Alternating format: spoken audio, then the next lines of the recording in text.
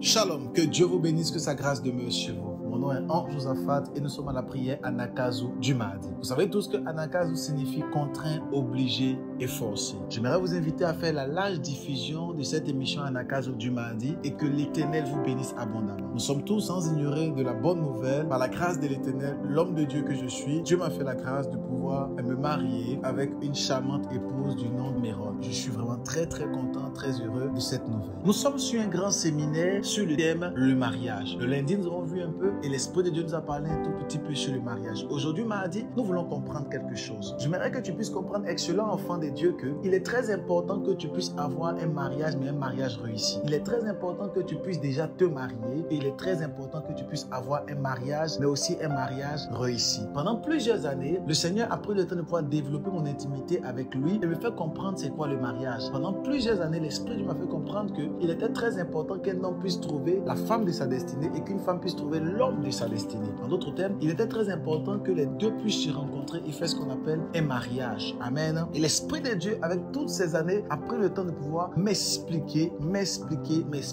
Et cette semaine, je prendrai un tout petit peu et j'expliquerai afin que tu puisses être orienté sur ton mariage et pourquoi tu n'arrives pas à entrer dans le mariage et surtout pourquoi tu n'arrives pas à demeurer dans le mariage et ce qui fait en sorte qu'il y a toujours des tumultes et des problèmes dans ton couple et dans ta relation amoureuse. Suis attentivement cet enseignement et Dieu te bénira assurément. Nous sommes dans le texte de Genèse chapitre 3 à partir de son verset 6. La Bible dit, la femme vit que l'arbre était bon à manger et agréable à la vue. Alléluia. La Bible dit dans le livre de Genèse chapitre 3 à partir de son verset 6 que la femme a vu un arbre et elle a vu que le fruit de l'arbre était bon à manger et agréable à la vue. Il faut que vous puissiez comprendre que dans la dimension d'une femme ou dans la dimension d'une woman, dans la dimension d'une femme, il y a trois dimensions. Amen. Lorsque vous rencontrez une femme, lorsque vous rencontrez le sexe féminin, je dirais comme cela, il y a trois dimensions. Il y a la première dimension que j'ai dénommée la dimension de la fillette. Lorsque vous rencontrez également un homme, il y a également trois dimensions. Ce que j'appelle la dimension du garçonnet. Mais on en viendra par la grâce de Dieu. J'aimerais commencer sur la dimension de la fillette. Il faut que vous puissiez comprendre, excellent enfant de Dieu, que souvent, au lieu d'épouser une femme, tu épouses une fillette. La Bible dit celui qui a trouvé une femme a trouvé le bonheur. Mais celui qui a trouvé une fillette s'en trouve mal. Et la Bible dit clairement qu'il y avait une femme qu'on appelait Ève. Et lorsque Ève est venue au monde, Ève était dans la gloire et dans la grâce avec son époux qu'on appelait Adam. Mais plus tard, Genèse chapitre 3 à partir de son verset 6, la Bible dit clairement que Ève a commencé à voir un fruit. Et elle a commencé à aduler le fruit. Elle a commencé à aimer le fruit. Pourquoi? Parce que le serpent avait présenté le fruit à Ève. Et quand le serpent avait présenté le fruit à Ève, la Bible dit clairement que Ève avait vu que le fruit était bon et agréable à la vue. La dimension des petits enfants, la dimension des fillettes, c'est que ce sont des filles ou encore des femmes, mais des femmes qui sont uniquement attachées à la vue. Et si tu épouses une femme ou si tu as une femme qui est seulement uniquement accrochée à la vue, tu te retrouveras mal. Voilà pourquoi beaucoup de foyers n'arrivent pas à éclore. Parce que simplement, au lieu d'épouser une femme, tu as épousé une fillette. Voilà pourquoi beaucoup de foyers n'arrivent pas à éclore et n'arrivent pas à entrer dans la dimension de la grâce et de la bénédiction. Parce que simplement, tu te dis que tu as épousé une femme, mais en réalité, tu as épousé une fillette. Tu as épousé une femme qui a les yeux rivés vers les choses du monde. Et pendant que tu veux aller prier, elle te dit allons-y en boîte de nuit. Pendant que tu veux aller gêner, elle te dit non, allons-y regarder Netflix. Pendant que tu dis non,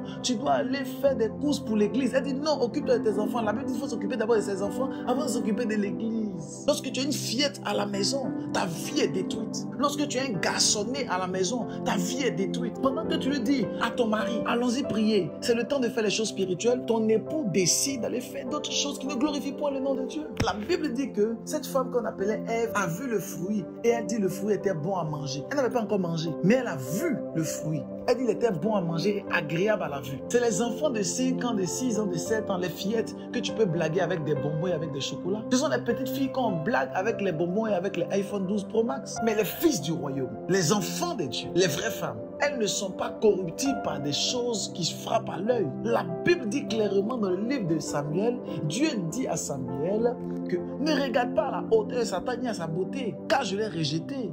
Dieu ne regarde pas à ce qui frappe à l'œil, mais il regarde au cœur. Mais les fillettes regardent à ce qui frappe à l'œil. Et si un homme va pour épouser une fillette, il se retrouvera dans les problèmes. Et si une femme va pour épouser un garçonnet, tu te retrouveras dans les problèmes. Voilà pourquoi à cette prière d'Anakazo, à cette émission du mardi, j'aimerais te dire que fais attention à la première catégorie de femmes que tu épouses. Les fillettes aiment ce qui frappe à l'œil. Les fillettes aiment ce qui est bon à manger. Et si tu vas épouser une fillette, tu te retrouveras dans les problèmes. Tu te retrouveras dans les situations compliquées. Mais je prie pour toi ce matin, selon l'heure à laquelle tu me suis. Je prie que l'Éternel te fasse grâce afin que tu puisses rencontrer une femme par la puissance du Saint-Esprit. Je déclare par le feu et par le nom de Jésus-Christ que l'Éternel ouvre les portes de bénédiction et de grâce au devant de toi afin que tu puisses rencontrer celle que l'Éternel a prévue pour toi par la puissance du nom de Jésus-Christ. Je viens déclencher une avalanche de bénédiction et de grâce. Je sens dans mon esprit que nous allons témoigner. Oh my God, Lao Shavaraba Sante. Merci Saint-Esprit. Je sens qu'il y a des personnes qui vont témoigner. J'entends dans mon esprit qu'il y a 5 dames qui sont connectées, qui doivent témoigner de la fidélité de l'Éternel. Je vois les portes s'ouvrir au devant de toi, les portes du mariage s'ouvrir au devant de toi. Je sens une avalanche de bénédiction et de grâce